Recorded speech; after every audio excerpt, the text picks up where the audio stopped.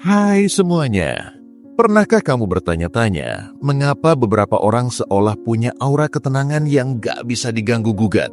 Mereka gak gampang panik, raut wajahnya cenderung rileks, dan obrolannya pun selalu menenangkan. Rasanya, dunia mau jungkir balik pun mereka tetap anteng. Kita seringkali melihatnya dan berpikir, enak banget ya hidupnya, kok bisa setenang itu? Padahal, mungkin saja masalah yang mereka hadapi sama beratnya, atau bahkan lebih berat dari yang kita alami. Ketenangan ini bukan sekedar keberuntungan, bukan juga hasil dari hidup yang tanpa masalah. Justru, itu adalah buah dari serangkaian kebiasaan, pola pikir, dan cara mereka memandang hidup yang sudah mereka tanamkan dalam diri mereka. Salah satu kunci utama mengapa mereka bisa tampak damai adalah kemampuan mereka dalam menerima apa yang tidak bisa diubah. Ini mungkin terdengar klise, tapi prakteknya jauh lebih sulit dari yang dibayangkan. Kita cenderung ingin mengontrol segala sesuatu dalam hidup kita, mulai dari hasil pekerjaan, sikap orang lain terhadap kita, sampai cuaca hari ini. Ketika ada sesuatu yang melenceng dari harapan, kita langsung gelisah, marah, atau kecewa. Orang-orang yang damai ini sudah memahami bahwa ada banyak hal di luar kendali mereka.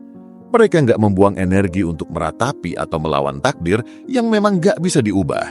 Sebaliknya, mereka fokus pada apa yang bisa mereka kendalikan, yaitu reaksi dan tindakan mereka sendiri. Misalnya, ketika macet parah dan mereka tahu nggak ada yang bisa dilakukan, mereka nggak akan mengklakson membabi buta atau menggerutu tanpa henti. Mungkin mereka justru akan menyalakan musik favorit mereka, mendengarkan podcast, atau sekedar menikmati waktu luang sejenak untuk merenung. Mereka sadar bahwa emosi negatif hanya akan memperburuk keadaan dan tidak akan mempercepat laju kendaraan. Ini adalah bentuk kebijaksanaan yang mendalam, di mana mereka membedakan antara masalah yang bisa diselesaikan dan kenyataan yang harus diterima. Selain itu, mereka punya batasan yang jelas. Banyak dari kita kesulitan mengatakan tidak karena takut menyinggung perasaan orang lain atau takut dianggap nggak loyal. Akibatnya, kita seringkali membebani diri dengan terlalu banyak tanggung jawab, memenuhi permintaan orang lain sampai kita sendiri kewalahan.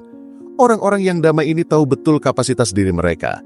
Mereka berani menolak tawaran atau permintaan yang akan menguras energi atau waktu mereka secara berlebihan, terutama jika itu tidak sejalan dengan prioritas mereka. Mereka sadar bahwa menjaga kesejahteraan diri sendiri adalah hal yang fundamental sebelum bisa membantu orang lain secara efektif. Batasan ini nggak hanya berlaku untuk orang lain, tapi juga untuk diri sendiri. Mereka tahu kapan harus berhenti bekerja, kapan harus istirahat, dan kapan harus menyisihkan waktu untuk melakukan hal-hal yang mereka nikmati. Mereka nggak akan membiarkan pekerjaan menggerogoti seluruh hidup mereka atau terus-menerus terpaku pada media sosial hingga larut malam. Mereka punya disiplin diri untuk menepati batasan-batasan yang sudah mereka tetapkan karena mereka tahu ini adalah investasi untuk kesehatan mental dan fisik mereka dalam jangka panjang. Kemampuan mereka untuk memaafkan juga jadi pilar penting ketenangan mereka.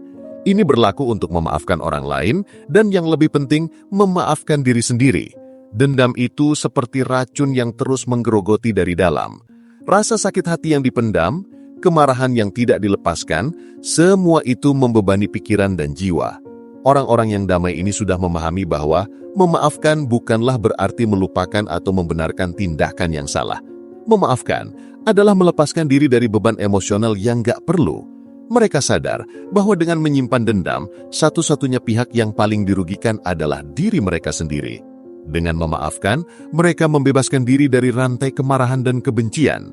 Sama halnya dengan memaafkan diri sendiri, kita semua pernah membuat kesalahan, melakukan hal-hal yang kita sesali. Beberapa orang terus-menerus menyalahkan diri sendiri atas kesalahan masa lalu, terjebak dalam penyesalan yang tiada akhir. Orang-orang yang damai ini belajar dari kesalahan mereka, mengambil pelajaran berharga, kemudian melepaskannya. Mereka menerima bahwa mereka manusia biasa yang tidak sempurna, dan itu nggak apa-apa.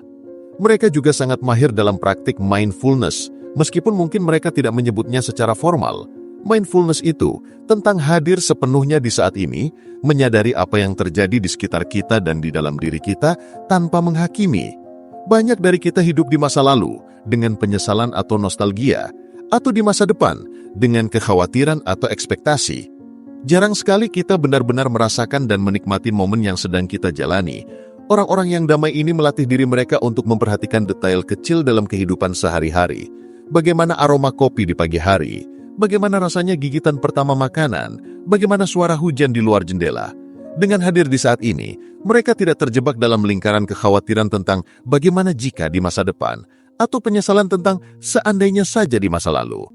Ini membantu mereka mengurangi stres dan kecemasan karena pikiran mereka fokus pada realitas yang sedang terjadi, bukan pada skenario imajiner yang seringkali justru menakutkan. Bahkan saat menghadapi masalah, mereka akan fokus pada langkah-langkah yang bisa diambil sekarang daripada tenggelam dalam kepanikan. Selain itu, mereka memiliki rasa syukur yang mendalam. Ini bukan sekedar mengucapkan terima kasih sesekali, tapi sebuah cara pandang terhadap hidup. Mereka melatih diri untuk melihat hal-hal positif, bahkan dalam situasi yang sulit sekalipun. Ketika kita fokus pada kekurangan atau masalah, hidup terasa berat dan penuh keluhan. Sebaliknya, ketika kita secara sadar mencari hal-hal yang bisa disyukuri, sekecil apapun itu, hati kita menjadi lebih ringan. Bisa jadi itu adalah kesehatan yang masih diberikan, atap di atas kepala, makanan di meja, atau bahkan hanya sekedar senyuman dari orang asing. Orang-orang yang damai ini secara aktif mencari alasan untuk bersyukur setiap hari. Mereka mungkin punya jurnal syukur atau sekedar meluangkan waktu sejenak di pagi hari untuk merenungkan berkat-berkat yang mereka miliki. Dengan begitu, pandangan mereka terhadap hidup menjadi lebih positif dan masalah-masalah yang ada terasa tidak seberat itu. Rasa syukur ini membangun ketahanan mental yang kuat, membuat mereka lebih mudah bangkit setelah menghadapi kesulitan. Pola tidur yang teratur dan menjaga kesehatan fisik juga berperan besar. Sulit sekali merasa damai kalau tubuh kita lelah, sakit, atau kekurangan nutrisi. Tidur yang cukup bukan sekedar kemewahan tapi kebutuhan mendasar. Orang-orang yang damai ini cenderung memprioritaskan tidur yang berkualitas karena mereka tahu itu adalah fondasi untuk energi, konsentrasi, dan suasana hati yang baik. Mereka juga sadar akan pentingnya nutrisi dan gerakan. Mereka nggak perlu jadi atlet maraton atau diet ketat, tapi mereka berusaha untuk makan makanan bergizi dan melakukan aktivitas fisik secara teratur. Tubuh yang sehat mendukung pikiran yang jernih dan emosi yang stabil. Ketika tubuh kita terpenuhi kebutuhannya, kita jadi lebih resilient terhadap tekanan dan lebih mampu menjaga ketenangan. Kesehatan fisik dan mental itu ibarat dua sisi mata uang yang nggak bisa dipisahkan. Keduanya saling mempengaruhi satu sama lain. Yang tak kalah penting, mereka punya hubungan yang sehat. Ini bukan tentang punya banyak teman di media sosial, tapi tentang punya beberapa hubungan yang mendalam dan bermakna.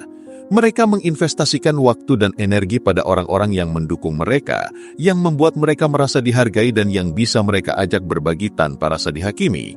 Mereka cenderung menghindari drama dan menjauhi orang-orang yang toksik, yang hanya akan menguras energi positif mereka. Mereka tahu bahwa lingkaran pertemanan yang positif adalah sumber dukungan, kebahagiaan dan juga perspektif baru ketika mereka menghadapi tantangan. Mereka juga terampil dalam komunikasi. Mereka bisa menyampaikan kebutuhan dan perasaan mereka dengan jelas, dan mereka juga pendengar yang baik. Ini mengurangi kesalahpahaman dan konflik yang seringkali menjadi penyebab utama kegelisahan. Terakhir, mereka seringkali memiliki tujuan hidup yang jelas atau punya sesuatu yang lebih besar dari diri mereka sendiri yang mereka yakini. Ini bukan berarti semua orang yang damai itu religius, tapi mereka punya semacam kompas moral atau filosofi hidup yang memandu tindakan dan keputusan mereka. Ketika kita punya tujuan yang jelas, kita nggak gampang tersesat dalam kebingungan atau kekosongan. Tujuan ini memberikan makna pada hidup mereka, membuat mereka merasa berkontribusi dan punya arah. Ini bisa berupa keinginan untuk membantu orang lain, mengejar passion yang mendalam, atau berkontribusi pada sebuah gerakan.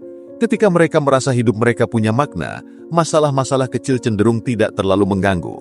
Mereka melihat tantangan sebagai bagian dari perjalanan menuju tujuan yang lebih besar, bukan sebagai hambatan yang tak teratasi. Jadi, mengapa beberapa orang selalu tampak damai? Bukan karena hidup mereka sempurna atau tanpa masalah. Mereka damai karena mereka secara sadar dan konsisten mempraktikkan kebiasaan-kebiasaan yang mendukung ketenangan batin. Mereka melatih diri untuk menerima apa yang tidak bisa diubah, menetapkan batasan yang sehat, memaafkan, hadir di saat ini, bersyukur, menjaga kesehatan fisik, membangun hubungan yang kuat, dan memiliki tujuan hidup. Ini adalah perjalanan bukan tujuan akhir, butuh latihan dan kesabaran, tapi hasil yang didapatkan ketenangan batin yang sejati jelas sepadan dengan usaha.